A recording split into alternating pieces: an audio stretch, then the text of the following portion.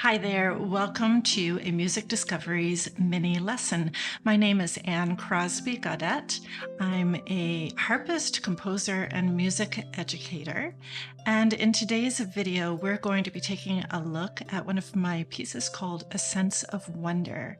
And we'll be focusing on some of the elements that will help you learn it beautifully. So go get your harp, go get your sheet music, and we can practice together.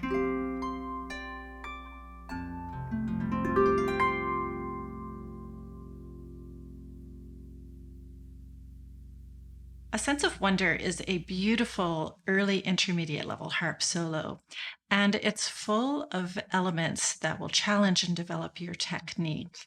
Now, if you haven't got the music yet, head over to musicdiscoveries.shop to get your download, and then meet me back here, and we'll have a lesson on 6 of the elements that will help you play this piece so beautifully.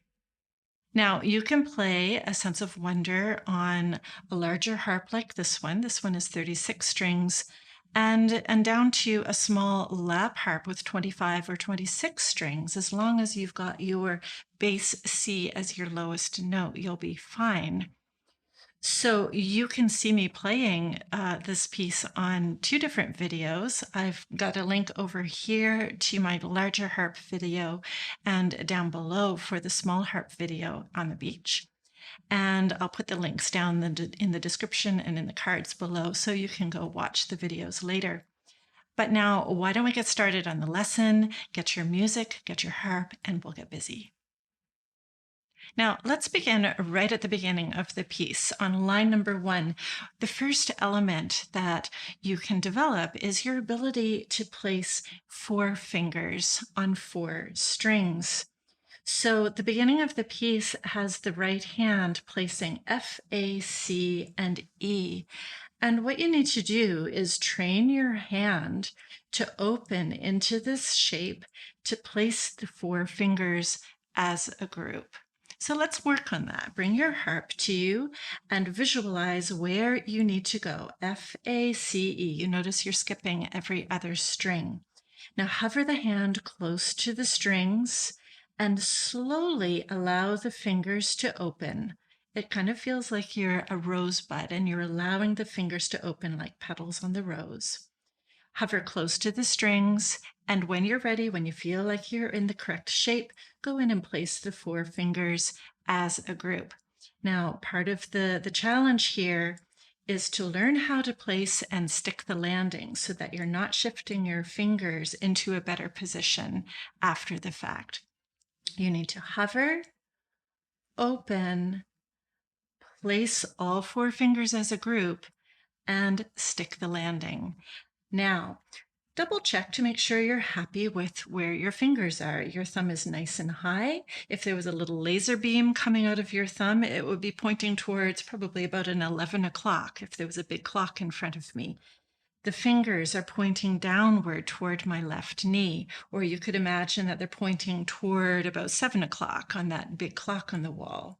Give the strings a little squeeze when you're happy with how that feels and looks. Now let's remove the fingers into a close hand shape, and we'll do that one more time. Hover, open the fingers, and place as a group. Now finger 5, you notice, is open as well. Be careful that your pinky finger is not up in the air and feeling tense, nor do you want to feel like you're holding it into the palm. It's just open and relaxed, blowing in the wind. Now, when finger 4 plays, we'll want 4 and 5 to close into the palm. So let's work on closing finger 4 and 5 into the palm. Very nice. Now finger 3 will follow in, close all the way into the palm. Feel those fingertips in the palm of the hand. Finger 2 closes fully, and then your thumb closes fully. Beautiful. Let's do that again. So hover close to the strings. We're placing F, A, C, E. Hover, open, and place as a group. Give those strings a little squeeze. Take a moment to check your posture. Are you sitting nice and tall? Shoulders relaxed and down. All right, here we go. Let's close finger 4 with 4 and 5 all the way into the palm. Finger 3 all the way into the palm. 2 all the way in, and follow through with your thumb. Beautiful. Now, when you feel good about your right hand, let's do the same thing for the left hand. So float the elbow, your forearm is parallel with the floor, and allow the fingers to slowly open and prepare F-A-C-E. When you feel that the shape is ready, you're going to place those 4 strings as a group. Place the 4 fingers as a group. Now close 4 all the way into the palm of the hand. Remember, 4 and 5 swing in together. Close 3, and then your 2, and then your 1. Beautiful. Let's do that one more time. Hover the hand, open, and place. And you'll notice right now that you really can't see my fingers. If you feel like your hand shape is looking like this with lots of fingers on display, then maybe what you need to do is float the elbow and think about forearm parallel with the floor again. And that really helps place the fingers lower on the strings. Okay. Ready? Shall we do that again? Remember, 4 and 5 will both swing into the palm of the hand. And let's count this one. 1 and 2 and. 1 and 2 and. Okay, beautiful. Now, let's prepare both hands. So hover close to the strings. Each hand will place F-A-C-E. Open and place all 8 fingers at the same time. Now we'll play the strings one by one, starting with your left hand F-A-C-E and then the right hand F-A-C-E. Ready, begin. 1 and 2 and 3 and 4 and. Good. That's a good start on line number 1. Now, when line number 1 is all finished, I'll show you what it's going to sound like. It should sound like this.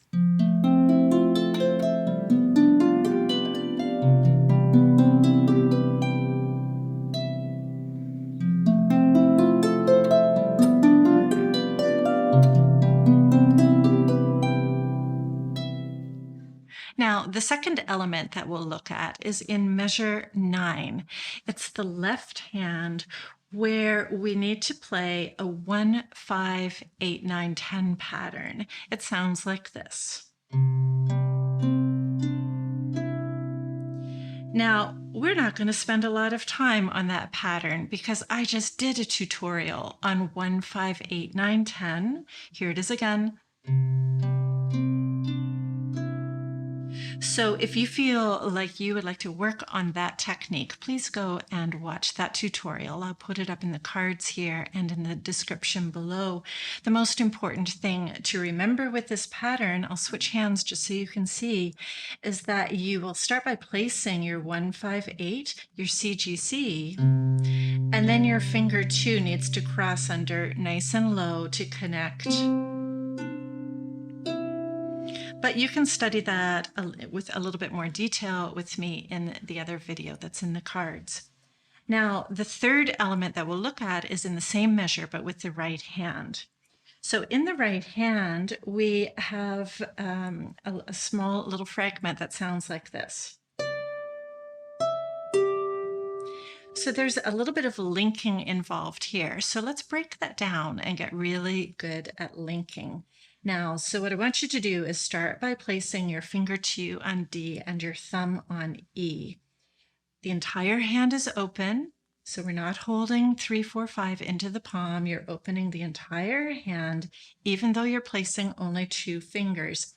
Your thumb is nice and high. Your finger 2 is placed low on the string. Now let's start just by practicing the finger 2 and having 2, 3, 4, 5 all close into the palm. Okay, looks good. Let's do that again. So reopen. D and E are both placed. Close the 2, 2, 3, 4, 5 all go into the palm. Great. Now we're linking to a G, and it needs to be played with finger 3. And this is where the technique, the finesse comes in. We need to bring 3, 4, 5 open while keeping 2 down and out of the way, as close into the palm of the hand as possible. So you want to be careful that finger 2 is not poking up in the air like this. Okay? So let's do that again. Place D and E, close the 2, 3, 4, 5 into the palm of the hand. Allow 3, 4, 5 to open and prepare the G. And just keep an eye on your finger 2, that it's staying down and out of the way and hasn't poked up in the air. Okay, now let's add a little bit more finesse to this. So 2 and thumb are ready on D and E. This time what we want to do is bounce and reopen. So I'm going to bounce off the palm of my hand and reopen, preparing my 3 on the G. Now my 3 is not touching G right now, it's hovering. So the step that we're adding is bounce and hover. Okay, here it is again. Bounce and hover. Let's do it again. Prepare D and E. Ready, play. Bounce and hover. Great. Now the next step that we do is play and place. You'll play your thumb and at the same time place your 3 on G. And now your 3 on G can close and we've got a beautiful closed hand. Okay, let's do that again. So start with your D and E ready to go. We're going to bounce and hover. Okay, remember you're not touching the G right now, you're hovering very close. Play your thumb and place the G, and now close. Okay, now we're going to add the rhythm. The rhythm sounds like this. 1 and 2 and 3, 4. Okay, let's do it again. Count with me if you can. Ready, play. 1 and 2 and 3, 4. By counting it at this point, it's going to make it easier for you to integrate the left hand. Let's do it again. Ready, play. 1 and 2 and 3, 4. So speaking of adding the left hand, let's try that now. It will sound like this. 1 and 2 and 3, 4. If that's difficult, and it very well could be difficult at first, you want to do it very, very slowly. 1 and 2 and 3, 4. Count it, of course. Or another way that you can practice is to notice whether both hands are playing or whether left hand is playing alone. So you might think of it like this. Both, left, left, both, both. So both, left, left, both, both might help you see how to coordinate the hands together. Be patient with it. It'll be a spot that you'll need to practice many, many times. Okay, you're doing really well. Now we're ready for our next element, which is the harmonic. Now this might be new for you. In fact, I kind of expected it might be new for you because I put on my teacher hat here and I made sure that you were going to practice the same harmonic 5 times in this piece. So if you go ahead and look at measure 10 in your music, you'll see the first harmonic. Now, a harmonic symbol is just a little small circle, like a degree sign over the note, and you'll see it in the left hand on your middle C. Now, middle C normally sounds like this, but when you play the harmonic, it sounds like this. It sounds an octave higher. It sounds like the high C. And there's a special technique to doing harmonics. Let's break this down. I'll show you how I do it. And you can work on developing your ability to play harmonics. Now, I'm going to push the center part of the string with the base of my hand. The contact point can be different places for different people. Some people will use the base of their outside of their hand from their pinky finger. Some people will make the contact point the base of the thumb. I like to use the outside of my hand and I look for this little bony part right there. And I'm just going to go just inside of where I feel the hard bone, and it feels a little bit soft right there. That's where I want to press in on the string. So let's practice doing that. You find that as well. So just find the outside of your hand, come down, feel that little bony point right there. And then just to the inside, or it could be just to the outside, depending on what's comfortable for you. I find my best sound is on the inside. And then take that point, and you're just going to practice pushing into that center point of the string. So measure the halfway point and push in right there. Now you're probably going to touch some other strings around it. That's all right. That's not a problem. This doesn't make any sound.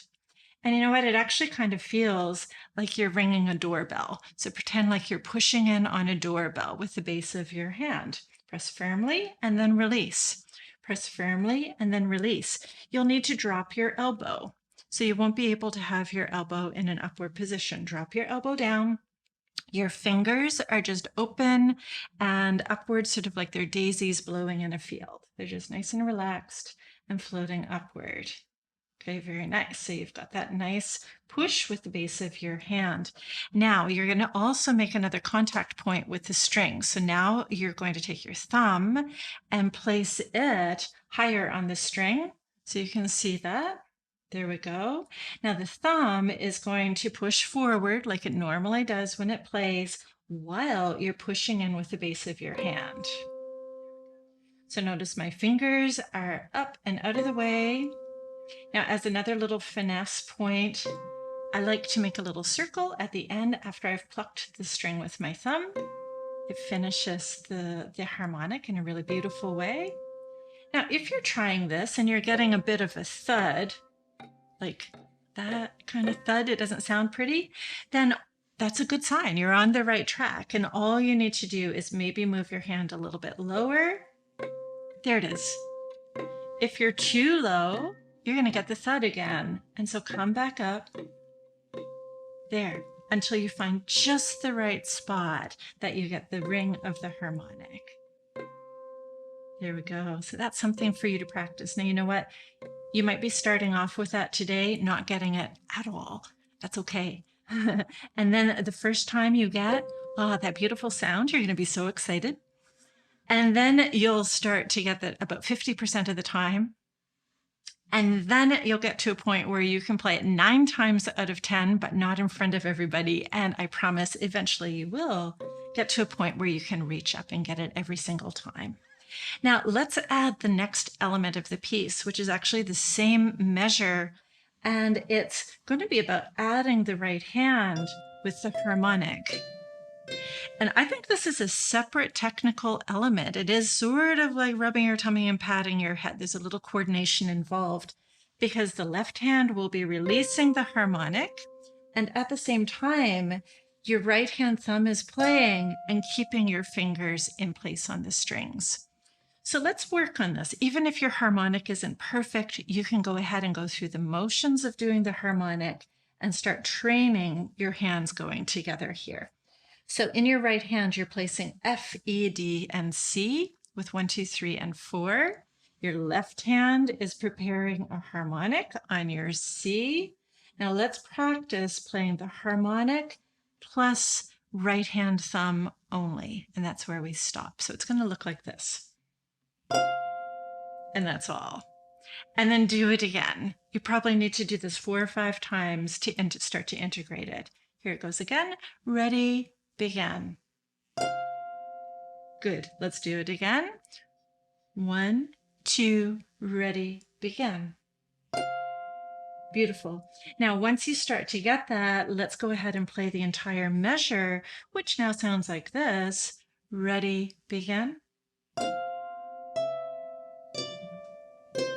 You notice when I do the harmonic, my forearm rotates away. It helps release the sound.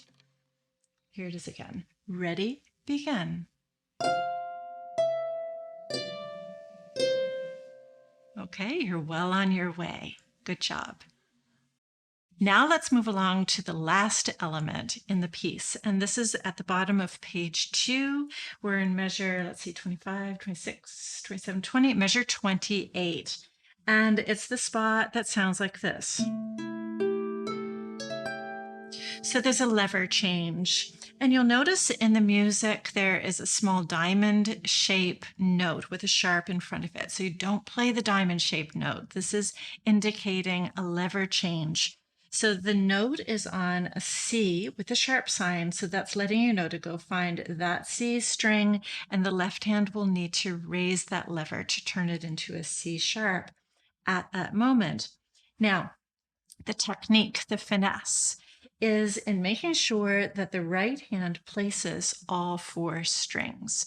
So go ahead and place A, C, E, and G in your right hand, okay? You're going to play the finger 4 on your A, and then you will roll the 3 strings of the right hand. Now, we need to add another element to get the right sound here. So when you play your finger 4 on A, at the same time, you're going to go ahead and raise that C sharp. Now the C sharp is ready. Now when you roll your 3-note chord, that's the correct sound. That's making an A major 7 chord. Let's do that again. Put your C sharp down. Play your 4 on A, and at the same time, raise the lever. Ready? Go. Raise, and then roll. Raise, roll. Let's do it again. Put your C sharp down. Okay, hand up and ready to go. Ready, play. Raise, roll. Now let's add the left hand part to this. So the left hand now will need to play A, E, G, and reach for the lever. Let's do that again. Ready, play.